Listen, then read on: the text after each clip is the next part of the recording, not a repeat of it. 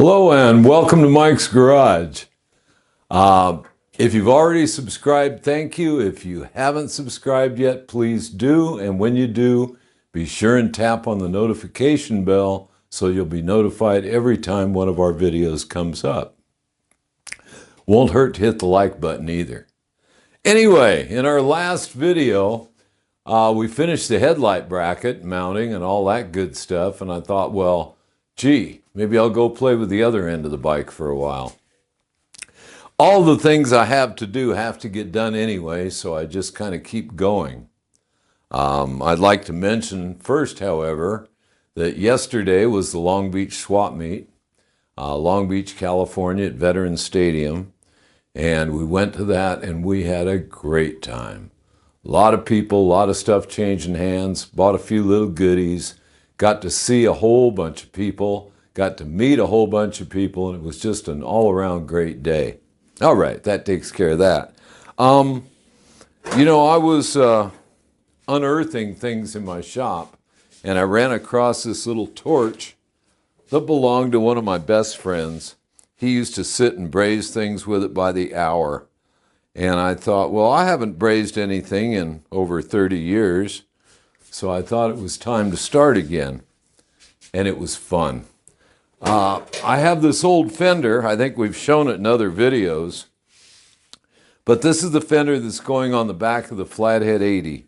It's an old rear fender out of the 40s. It's either from a knucklehead or a big flathead. One of my buddies gave it to me years ago. It's the real deal. It's been bobbed, typical of the era. There is no extension on it anymore. And that's really what I want on the back of that Flathead. That Flathead being a bobbed motorcycle from back in the day, remembering what they were like when I was a kid. And so that's what I'm trying to recreate. This fender was full of holes. I don't know how many people have drilled holes in it, and I've been brazing up each and every little one of them with my little torch. And I'm not that good at it, so I'm not going to demonstrate how to braze because I'm not the guy who has the right to say, this is the way it's done. No, this is the way I did it, and it's coming out okay. I don't know if you can see where I brazed all these holes. I think I've got about 10 of them brazed up now. When I get it all done, of course, we'll have to fill and smooth the whole thing. Rob Turner will probably do it over at Turner's Customs in Yucaipa, California. And when it's done, it will have this tip on it.